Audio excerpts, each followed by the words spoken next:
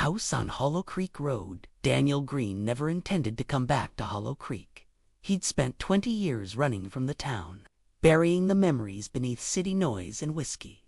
Yet when his mother died, leaving behind the old family house on the edge of the woods, he found himself driving the cracked, lonely road back into his past.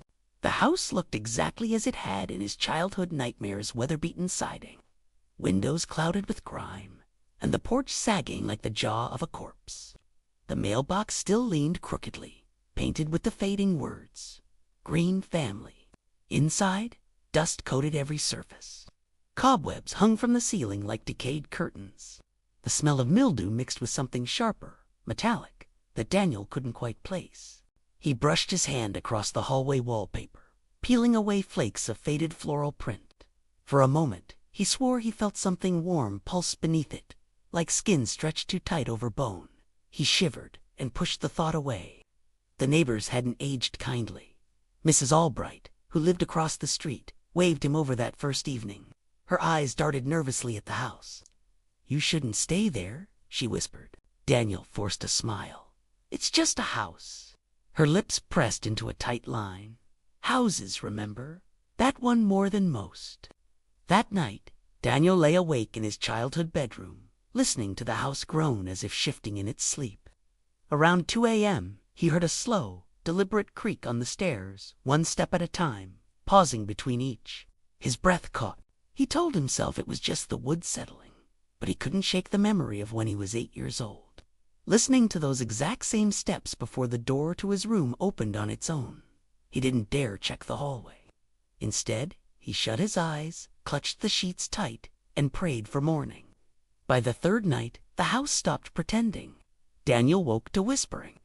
It was faint at first, like the wind through tall grass. But as he listened, he realized the voices were inside the walls, sliding between the studs, rising from the floorboards, curling into his ears.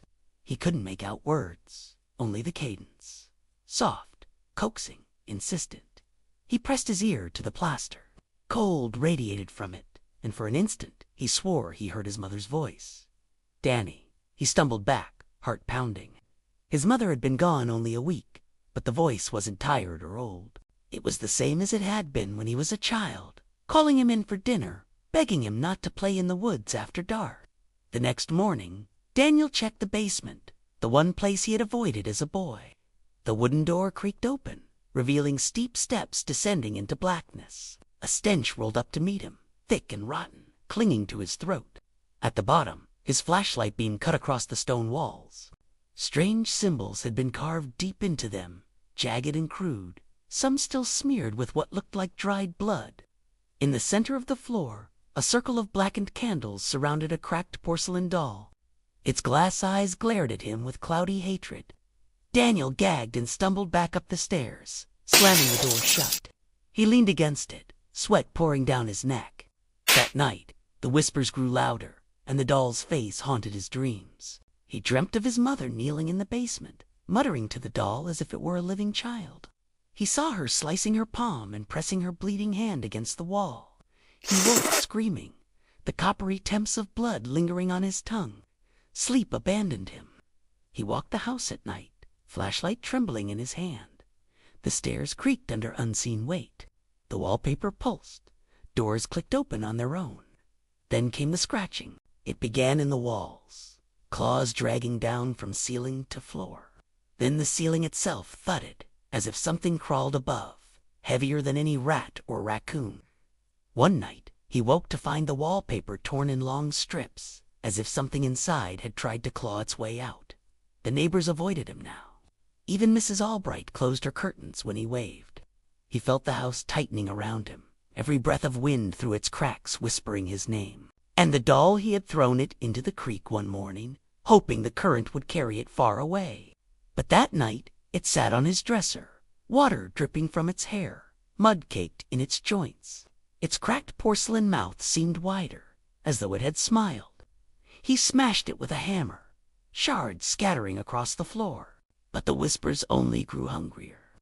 That night, he woke with cuts across his chest, jagged lines forming the same symbols carved in the basement walls. He realized then his mother hadn't owned the house. The house had owned her, and now it wanted him. Daniel's last night in Hollow Creek was a blur of terror. The house no longer whispered it, screamed. Voices roared through the walls, hundreds of them, sobbing, laughing, shrieking his name. The air grew heavy with the stench of rot. Shadows twisted across the floor, stretching into clawed hands that reached for his ankles. The basement door slammed open on its own. From the dark below, a voice rose above the rest. His mother's. "Finish it, Danny. You were chosen." Compelled, he descended, candlelight flickering to life, though no flame touched them. The shattered doll was whole again, standing in the circle of wax. Blood dripped steadily from its eyes. His body moved without consent. He picked up the knife lying on the floor, rusted, jagged, familiar. He remembered it now. He had seen his mother holding it when he was a boy, her hands trembling as she raised it over the doll. He remembered screaming, begging her to stop. And he remembered the way she had looked at him, eyes wide with madness, before pressing the blade to her own arm instead. The whispers converged. A tidal wave inside his skull offered, "Complete the offering." With every ounce of will, Daniel turned the blade against the doll. He drove it into the porcelain chest, shattering it. A shriek exploded through the house, so loud it cracked the plaster and rattled the beams. The walls bled, the candles flared and died. The house shook as if in rage. Daniel staggered up the stairs, coughing in the smoke and dust. He burst out onto the porch as the structure groaned and collapsed inward, the roof caving, the windows bursting into shards. The house folded into itself like a beast retreating underground. When silence finally fell, only a blackened foundation remained, smoking in the moonlight. Daniel never returned to Hollow Creek.